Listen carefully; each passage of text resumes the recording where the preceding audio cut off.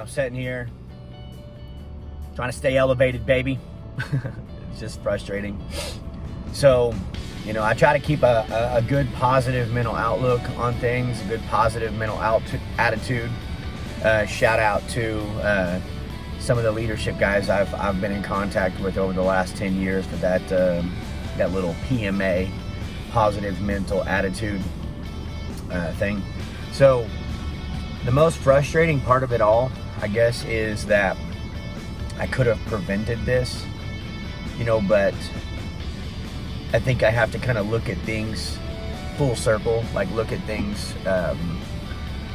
all together, big picture, you know. And I don't want to say I willed this into existence, but over the last probably 4 months, I've been thinking that something like this was going to happen. I get super paranoid when I'm doing preacher curls or concentrated curls or just bicep curls in general, because I had so much pain in the elbow, and it would go away and come back and go away and come back and go away and come back.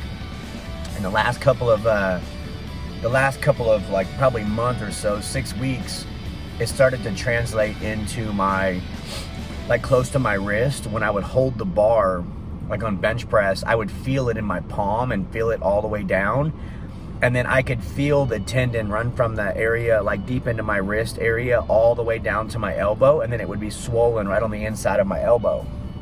So, you know, I guess, you know, it really was a matter of when and not if. So, but just trying to stay,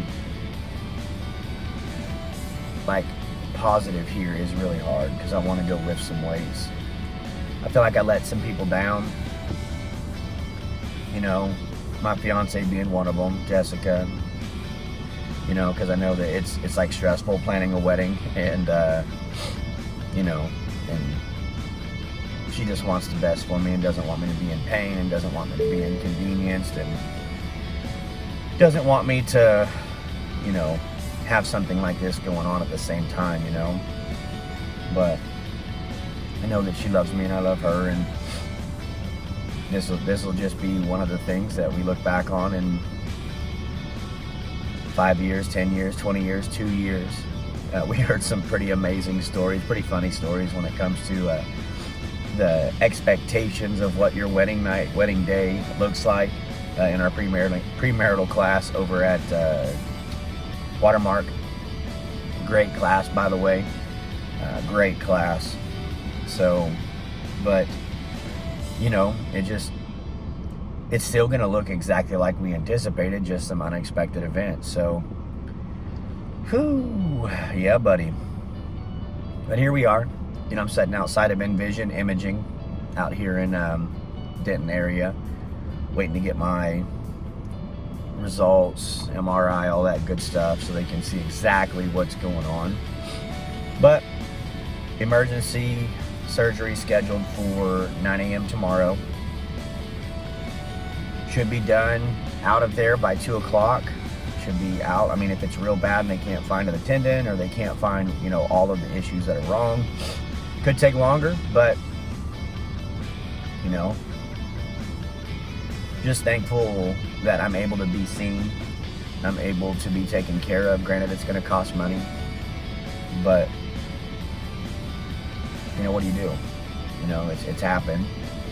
And I don't know, man. I heard this thing from Seth Feroce. He's the guy who created Axe and Sledge.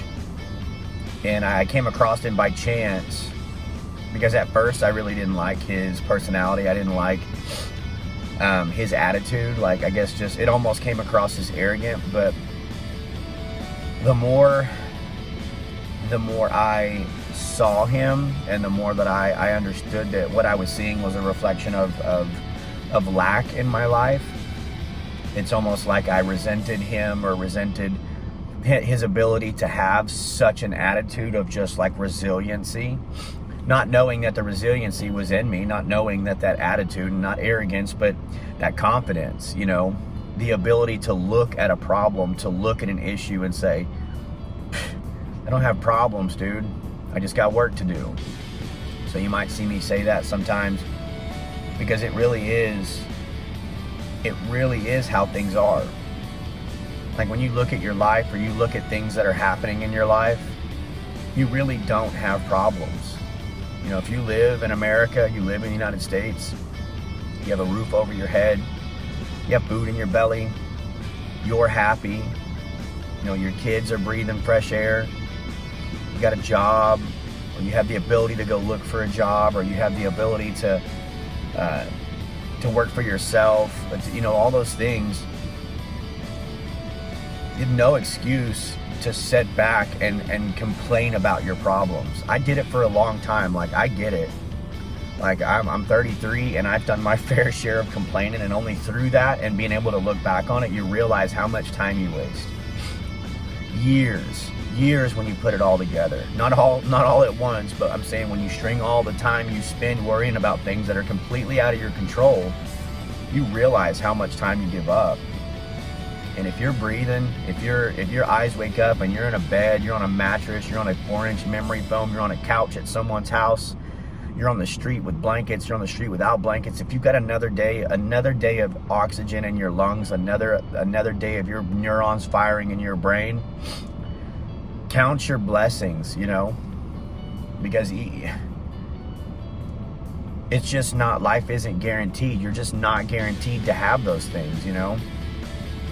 Somebody around the world today woke up and went to work like they thought they were going to, didn't say they love you to their spouse, didn't say, and died in a car accident. Somebody didn't wake up today, you know. And just to be thankful for the opportunity to work through problems. It's a major paradigm shift. It's a major dynamic shift in your life that you have to have.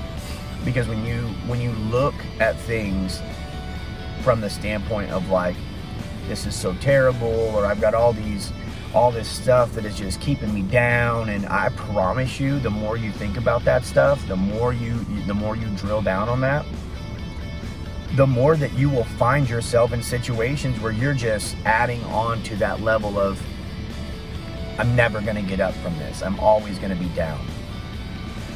But when you can shift, when you can turn that into that these aren't things that are holding you down, these are just situations that you need to find a solution to, or that you need to work through. It's not life ending, you know, it's not the end of the road. I said it before, you know, nothing is permanent, you know, even permanent, because everything is always changing. So in your good times, you know, and relish in those good times and enjoy them, but understand that your next obstacle is coming. Your next situation, your next thing to work through is coming. It's not a matter of if, it's a matter of when. And if you're equipped to handle those things, if you're built to last like we are, if you have resiliency, because I can promise you, if you're alive right now and you're of your own mind and you can work through problems and you've made it this far, I can promise you, you're a lot more resilient than you think you are. So I wanted to come on here, vent, get it off my chest, say it. I know I'm goofy a lot, but I'm goofy a lot.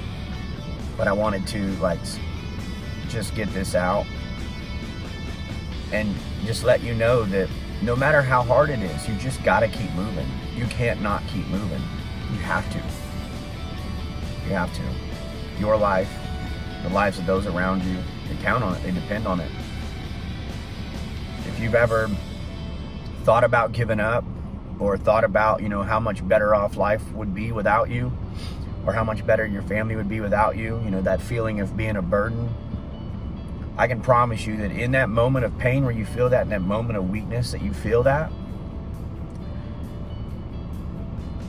I can promise you whatever feeling that is that you have, you're so far wrong. To be gone, I would rather my friends, I would rather listen to all of their problems on the phone and spend hours talking to them, working through them, than to have to go to their funeral, you know?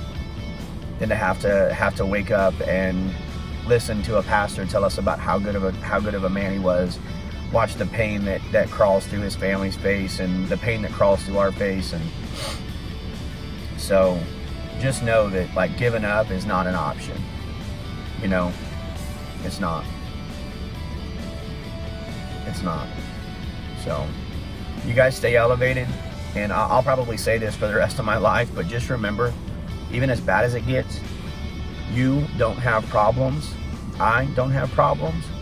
We just got work to do. All right, let's get after it. Y'all stay elevated. Take care.